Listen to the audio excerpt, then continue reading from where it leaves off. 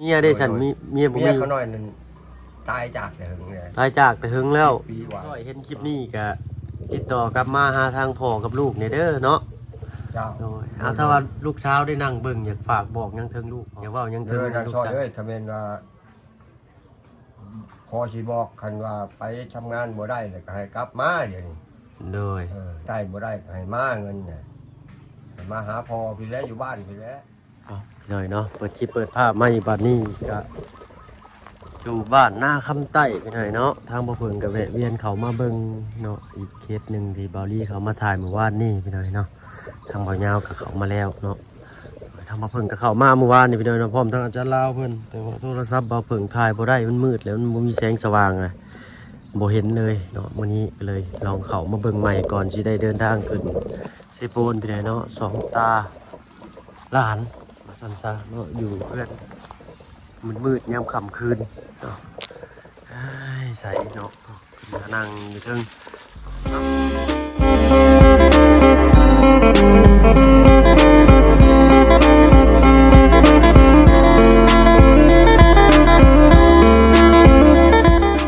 กราบทักทายเด้อพี่น้องเด้อเนาะกราบทักทายสบายดีผู้ใหญ่ใจดีและ FC เบิร์ดทุกท่านที่เข้ามาหามาชมช่อง YouTube บ่เพิ่งเคยหลายคือเก่าเนาะบ่ว่าฝั่งไทย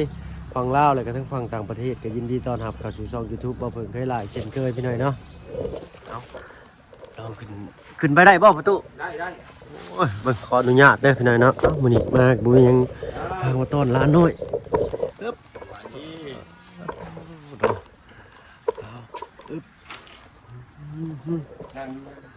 เอ้ยสบายดีเด้อประตูเด้อ สบายดี เด้อสบายดีอยู่ละสจาเป็นบ่ โย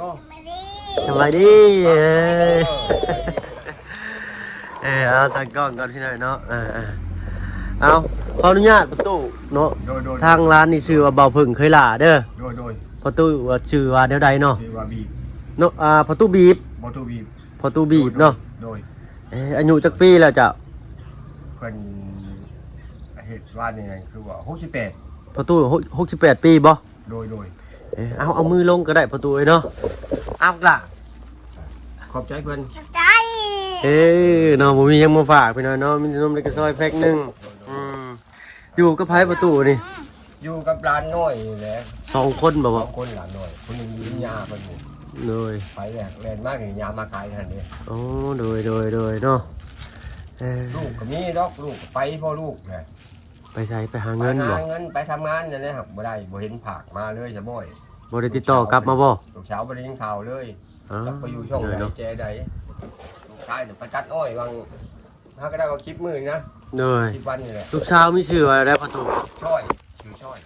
นางซ้อยเนาะอายุ นางซ้อย อายุปัญญาประมาณจักปีบ่ อายุประมาณ18ปีนี่แหละ 18ปีแม่ของผู้นี้บ่ แม่ของน้อยๆตัวนี้แหละเอาผัวที่15ปี เอาพ่อที่15พ่ออายุ18ก็ โดย มีลูกกับป้าลูกไว้นำทั้งตู้พ่อ ป้าลูกวันพอป้าผัวเลยครับป้าลูกวันพอไปเลย พ่อเพิ่นได้ใส่อยู่ไสพ่อเพิ่น พอไว้ พ่อผู้น้อย นี้ผัวกับเอาเมียพอผัว เนาะมีแต่แบบนี้พี่น้อยเนาะสิแลเด็กน้อยเอากันว่าซั่นซะ แมนโดยไม่นั่นเลย นอนอยู่นี่บ่ประตู นอนหน้าผมได้รู้เลย หน้าประตูไกลบ่ประตูไกลบ่หน้าประตู ชามรัก 3ลัก เพิ่นไปคืนนี้ว่าเพิ่นว่ารักปลายว่ารักเขิงมอชามรัก ประมาณลักปลายเนาะ เขาบอกดีพาไปเมื่อคืนนี้ ทางบ่ เพิ่น เด้ มา อ ชงนะเพิ่นมาชงกับแมน โดย มันมืด แต่ยามกลางเว้นนี่เข้ามาแต่เฮือนซื่อๆเนาะ โดย ยามคืนก็ออกไปนอนให้นอนนา โดย ข้าวคลองนี่เด้ซะทางเบาลี่บ่ประตู ของอันเบาอันทั้งอามาคีนะบาตูนบอก อ๋อเบาตูน บาตูน เลย น้ำมันทั้งน้ำปลาน้ำทั้งเกลือเพิ่นเอามาให้ เลยเนาะเครื่องปอกเครื่องปรุงไข่มาม่าโอ้ยเอ้าเนาะ โดย ถ้าว่าเพิ่งกับบ่มีหยังพี่น้อยเนาะมีแต่นมมันก็ซอยนั่งอยู่ดิบล่ะจักปีหรอกล่ะ ทั้งเกลือปีไปเนี่ยครับมันหด โอ้เลยแล้วปีปลายนี่ ปีหนึ่งบ่เป็น3ปีบ่จักนี่ บ่ฮอดดอกปากยังบ่แดงยังบ่ได้ หน่อยเนาะ2ปีปลาย ก็ยังบ่ได้ผมความดอก เลยชื่ออะไรบ่ล่ะ คือนิกผมบอกเพิ่น น้องนิกบ่เนาะ นิก น้องนิกโดยเหรอ โดย น้องนิด โดย โดยซะเอาโดยดู โดย โดย เนี่ยนั่นก็ต้องเขานี่ เป็นตะเพลงเนาะแววตาสดใส โดยนี่เลย เนาะ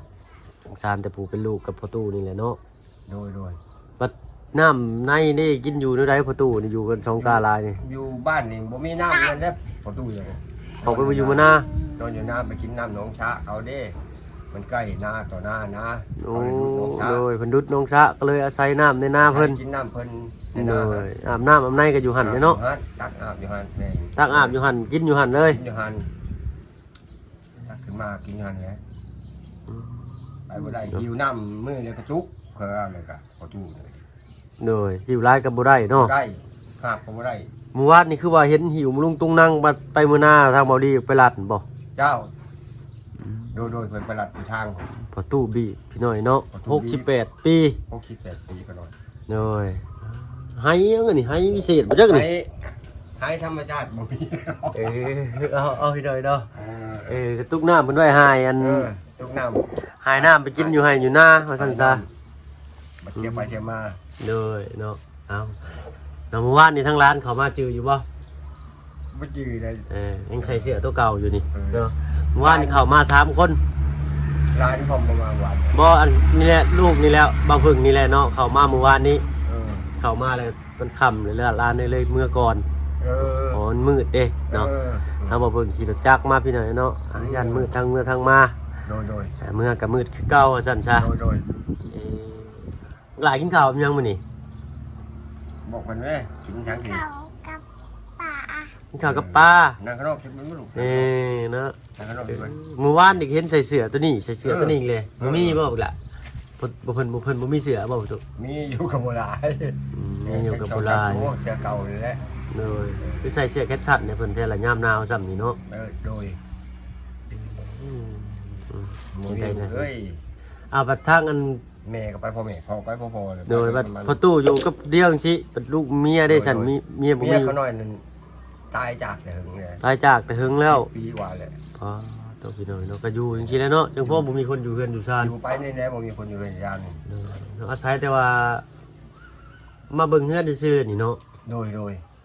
มาจอบเพื่อนอยู่นะมา โด จอบ ย เพื่อน อาศัยไปเบิ่งแต่อยู่ไห้อยู่นา อยู่ให้อยู่หน้าบนอยู่ อืม หน้า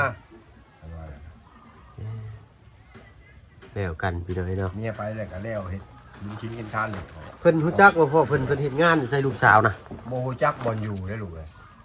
จักอยู่ใจ ไปได้จักปีแล้วก็ปีป้ายบ่ ถ้ากับปีนี่ปลายนี่แหละ ชื่อนั่นได้ก็ประตูร้านลืมเลย อยู่ช่อย น้องซ้อยเนาะเอ้า เออ ถ้าว่า เจ้า นางซ้อยอายุ18ปี19ปีนี่แหละพี่น้อยเนาะน้องซ้อยเด้อเนาะถ้าว่าได้เห็นคลิปนี้ก็ แล้วเขามาหลายว่ะ หลายใช่ปะ ถ้าว่ากับถ้าว่าน้องซ้อยเห็นคลิปนี้ก็ติดต่อกลับมาหาทางพ่อกับลูกเนี่ยเด้อเนาะ เจ้า โดยถ้าว่าลูกสาวได้นั่งเบิ่งอยากฝากบอกหยังเทิงลูกเพาะ ครับกัน บอกนี่แหละฝากบอกผ่านทั้งช่องมาเพิ่งนี่แหละเพื่อว่าลูกจะนั่งเบิ่งนะเพื่อผ่านมาเห็นอย่าว่าหยัง เอ ถึง อนาง ลูก ช่อย สาว เอ้ยคำเป็นว่าพอชีบอกคันว่าไปทำงานบ่ได้เลยก็ให้กลับมาเดี๋ยวนี้ โดย ได้บ่ได้ก็ให้มาเงินเนี่ยให้มาหาพอพี่แล้วอยู่บ้านพี่แล้วมันถูกมันจนแล้วได้พอนี่คือ โดย นี่ผู้เบิ่งผู้พัวแหละ ลูกเต้าอีกเนาะ ลูกทั้งลูกอีกนี่ทั้งเล็กน้อยนี่แหละ โดย เนี่ยได้ก็ให้ลูกกลับมาจะก่อน โดยเพิ่นยังบ่เคยติดต่อมาเลยบ่พ่อ บ่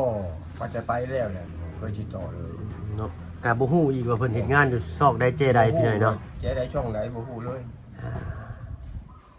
เพิ่นทิ่มลูกไว้แต่ยังน้อยๆเพิ่นบ่ นี่นั่นเนี่ย ลูกก็คือสิบ่จื้อหน้าแม่ จุ ใช่ ง ไหม ยางจุงยางพอนี่ได้จุงยางกันยางมา โดย ตอนมันไปนะ โดยอุ้มก็บ่ได้เนาะตุ้มอายุหลายบาด นี่บ่ได้มันมืออยากมาเถอะหน้าแกมา โดยพาร้านกินข้าวกินน้ำกับพี่ช้างยำค่ำมื้อแรงบัดนี้ แมลงยังบ่ทันกินแมลงมีหรอกหากินเพิ่น เลยเนาะนี่แหละชิ้น เพิ่นจะมาให้ ชิ้นห้องชิ้นแห้งไข่เคยนี่แหละเข่าได้สับประตูเข่าหน้ามีอยู่บ่ มีเพิ่นชี้ไว้ให้ได้ลูกชายชี้ไว้ให้นะ อ๋อลูกชายชี้ไว้ให้แล้วก็ไปตัดอ้อย ไปตัดอ้อย จักปีเลยประตูลูกชายนี่ ลูกชายนั่นแม่นโทษชาวหาปีบ่ กำลังวัยเข่งคนเลยพี่หน่อยเนาะ บ่จักชังเลยนะ เนาะ บอกบ่ได้ก็เอาบ่ฟังเนี่ยจักชังอย่างเลยนะ โดยแต่ก็ยังคล้ายเพิ่นยังชี้เข่าไว้ให้เนาะ เลย เพิ่นย้ำให้ย้ำหน้าได้ใช่บ่ ย เฮ็ดอยู่นาเฮ็ดบ่แต่ช่างนาน้ำเช้าให้นะ โดยเข้าปีเลยจักสอบ เข้า15ชอบ เนาะ โดย ปลาก็เป็นตะแพงใช่เนาะ อืม อยู่กับพ่อตู้ ได้เข้า15ชอบ กุ้มปีอยู่บ่วะ บ่กุ้มเลยเดือนหน้าเดือน3เดือน4จักว่าหมดตอนนี้ไปจังเลย เบิดได้สิเฮ็ดได้บาดนี่ หาหลับกินเว้นน้องมาได้มาบัดใช้เขาอีกบัดนี้ก็บ่ยังอีกเลยตัวเอง โดยหาขอยืมเพิ่นก่อนสิเนาะ ยืมกินเว้นน้อง โดย โดย เนาะเอามื้อหน้ามื้อในมีโอกาสสิออกไปเล่นไปแอนอยู่หน้านำพ่อตู้เพิ่นพี่หน่อยเนาะ โดย รถจักรไปฮอดบ่ โหดโอ้ย สบายเลยนะ จักรทางรถใหญ่ เหนื่อยเนาะเหนื่อยแม่ตู้กับบ่อยู่กับซองตาลาน ลูกชายนี่อายุ25ปีมีชื่ออะไรประตู ชื่อปอม บ่าวป้อม ปอม ดู เนาะ ชิดจะไผบ่เอิ้นแหละครับว่าเอิ้นปอมปอมไปเลยคนเรียกยากกันว่าอย่างนี้นะ อ๋อชื่อป้อม เพิ่นเลยให้เอิ้นปอมปอมไป ป้อม ชื่อปอม ไปหาตัดอ้อยรับจ้างเนาะสาวกินค ลูกนางลูกมาจะน้อยรับจ้างเลยนะ ำเอาตามมีตามเกิดพี่หน่อยเนาะ โดย เอากะอยากให้ทั้งลูกเพิ่นติดต่อมาโทรศัพท์กับบ่มีบ่ประตู บ่มีนะ ปัจจุบันว่าลูกจะติดต่อมาได้สบัด มีแต่น้ำอ้ายมันหมดแล้วมันบ่ติดต่อมาใช่นะ น้ำอ้ายอันบ่าวป้อมพุ่นเนาะ น้ำบ่ปอมมันมีนะ บ่าวป้อมมันเป็นมีโทรศัพท์ มี แต่ว่าเพิ่นบ่อยู่เฮือนอยู่ชาติจักเทื่อ โดยบ่ได้อยู่เพิ่น เอาพี่หน่อยเนาะแกะกี่รถกูล่ะอยากแกะกี่รถโอ้ยเป็นไอบ่ประตู ไอ้ จักมือเลยเป็นไอนี่ โน่แต่เอิ้นเดี๋ยวได้หักไอ้กับบาดข่อยบาดแห้งนี่ เนาะประตูบ่ได้สูบเพิ่นสูบยาบ่ อมเมา อมเมาโอ้อมเขียวสูบบ่ได้เนาะ อยู่บ่ได้ เท่าตะกี้พี่หน่อยเนาะกับปกติเพิ่นแล้ว โดย เป็นเพิ่นสิเอิ้นไว้ซะก็อันกินหมากก็คือผู้เฒ่ากินหมากบ้านเฮาแหละกินหมากเพิ่นสิมียาสูบนิดสีเขียวไว้เนาะ โดยแม่น มันเมาตู้เฮาชักเอาอมยาสูบไว้นี่ เมาแล้ว เมาเนาะ เมาหันแต่เก่าว่าใช่บูฮานผู้เฒ่าเฮาเลยผมเพิ่นอมใส่อันยาพินน้ำ อมยาพิษน้ำเนาะ เพิ่นไปพุดคนไหนา โดยบ่มีเมื่อย บ่มีเมื่อยเพื่อถุงเพื่อแจกเขาเพิ่นเว้า โดยหักบ่เคยเนาะพิน บ่ ประ ตู้ ตูเนาะ เคยกินแต่เดือดอกกินนะทำเป็นได้ถ้าคนกินนะ ได้ยินแต่ชื่อถ้าบ่เบิ่งก็ได้ ทั้งนี้สิ เลยเอาเนาะประตูนี่เพิ่นบ่ได้สูบยาสูบใครแน่พี่หน่อยเนาะควันมันบ่ได้ถึกลูกถึกเต้าเนาะ โดย ถ้าว่าเพิ่นก็ทำลายแต่ตัวเพิ่นเองบ่เป็นหยังพี่หน่อยนะ แน่นอนโดย ก็บ่ติแล้วเนาะเพิ่นก็อยู่มาจะว่า68 ปีแล้วเนาะ โดย บัดเฮ็ดให้เฮ็ดหน้าได้จ้ะประตูเฮ็ดเองบ่หรือว่าลูกชายมาเฮ็ดให้ บ่ได้เฮ็ดหน้า2 ปีแล้ว 2 ปีแล้วมีแต่ลูกชายบ่มาเฮ็ด แต่ ให้ ลูกชายแหละ เพิ่นก็ดีเด้พี่น้องเนาะ เพิ่นเฮ็ดยามได้ก็เฮ็ดเพิ่นบ่เฮ็ด โดย บ่เว้าเพิ่นหลายเว้าหลายจังเพิ่นให้ โดย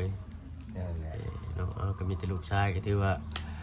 สุดแล้วแต่เพิ่นแล้วเนาะก็คือเห็นแล้วอยู่เฮือนอยู่ซ่านเพิ่นเนี่ยเพิ่นก็ผักเพิ่นก็เอาเงินไว้ให้ใช้บ่ ลูก ลูก ชาย ชาย ลูกไฟเพิ่นไปรับจ้างทำงานก็บ่เห็นนะเงินน่ะสมมุติว่าหาคบมาเขียดขายก็ว่าสิเงินพอก็บ่เห็นดอก บ่เห็นเลย มีแต่เพิ่นชื่อว่าผิดแป้งนัวชูกิน แล้วเพิ่นก็คือสิได้บ่หลายดอกก็สั่นก็ได้เนาะ จังหวะ สำนั่นแหละพี่น้อย บ่ เนาะ หลายว่าไง เพิ่นก็พอแต่ได้พริกไปนัวก็อันยังดีอยู่เนาะประตูเนาะ โดย เพิ่นมีครอบมีครัวแล้วบ่ลูกชายน่ะ มีแหละ มีเลยเนาะ นางปงเมียเพิ่น นางปงเพิ่น นางปง เพิ่นออกไปอยู่เฮือนเพิ่นบ่หรือจังได๋ บ่อยู่เฮือนนำกันนี่แหละแต่ว่า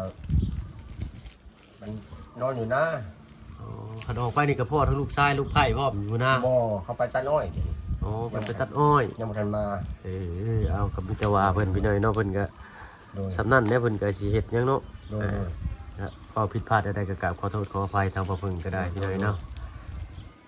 มานี่บักละอันบ่าวสิแกะให้มา ไปใกล้เพิ่นไปใกล้ เนาะเป็นตัวแฮงนะ นั่งลงนั่ง ปึ๊บ รอบด้วย บ่าวเจาะให้เด้อปึ๊บอ้าวไปนั่งข้างประตูเด้อ นั่ง นั่ง กิน ข้าง อ ประ ยู่ ตู ด้วย เด้อ นั่งอยู่นั่งขนมกิน เนาะ นั่งข้างพอนั่งกินนายปึ้งนั่งขนมเรื่อย เอา นั่งขนมเรื่อย เบิ่งนะบ่าวกันมีเสือ โดย เด็กน้อยก็เก่าสิเก็บมาให้เด้อ โดยเนาะรอได้ไงมานี่ โดย ทางคดีก็อยากให้แม่เพิ่นมาเบิ่งเนาะพ่อเนาะ โดย ถ้าเห็นคลิปนี้เด้อน้องจังก็ลืมเพิ่นอีกเลยฮะ ช้อยน้องช้อย น้องซ้อยเนาะติดต่อกลับมาหาญาติพี่น้องเนาะนี่แหละลูกชายตาดำๆนี่ก็ได้ โดย มีแต่ทั้งอ้ายลูกชายเนาะเลี้ยงซอยบ่ลูกชายกับลูกไผ่เลี้ยงซอยเนาะ โดย กิน ชายอยู่ไปแล้วบางคนบริการรับจ้างเป็นนาคมมาเก็ตได้ เพิ่นยังบ่มีลูกบ่ลูกชายกับลูกไผ่กันนะ ผู้นึงเพิ่นว่าป้าไว้นำไปเท่าคนอยู่บ้านเอื้อง มันเอื้อง บ้านเอื้อง เมียมันเอาบ้านเอื้องป้านำไปเท่าพุทธ เด้อ พอเนี่ยคั่วบ่ได้แล้วอ่ะ เนาะเพิ่นก็เฒ่าแฮงไงเด้ก็จักสิเบิ่งได้ทั้งสองคน กับพอดีลื่นนี่น้อยนึงนะบ่ได้ เนย บ่ใหญ่ แซ่บบ่ปะ โดยแม่ น้องนิกบ่ โดยแม่ น้องนิกบ่ลูก โดยเพิ่นลูก เด้อซะ ยอมมือ โอ้ย เอ้ย โอ้ย เอ้ตัวเพลงนี่หน่อยเนาะ โดย เอาใหญ่จังหน่อยไปเข้าโรงเรียนเด้อมึงล่ะเด้อ โดยโดย เด้อซะ โดยมัน เข้าโรงเรียนเด้อเรียนเก่งๆเลี้ยงประตูเด้อ โดย โอ้ย เอาเนาะเด็กน้อยพี่หน่อยเนาะ โอ้ย เอากระสั่นทั้งร้านเนาะกะสิขอตัวลำลาก่อนเด้อประตูเด้อ โดย เนาะจังใดก็เป็นกำลังใจให้สู้ๆกันต่อไปเนาะเบิ่งเพิ่นก็เลี้ยงร้านจนใหญ่มาซำนี้ โดย ผู้เป็นลูกชายก็เพิ่นก็มีครอบมีครัวเลยพี่น้องปกติเพิ่นแหละ โดย มันจะได้สิทวงหน้าพระวงศ์หลังทั้งลูกแน่ทั้งร้านแน่ทั้งเมียแน่ทั้งพ่อแน่ โดย แต่เพิ่นก็ยังดีเด้อพี่น้องเนาะเพิ่นยังหาเงินพอได้ซื้อพริกเป็นนัวไว้จนเจือครอบครัวเนาะกระสั่นเนาะทางว่าเพิ่งไปก่อนเนาะประตูเด้อ โดย พอๆกันโอกาสหน้าเนาะทั้งลูกก็สิผู้แหละขึ้นไปเวียกเซโปนบัดนี้เนาะ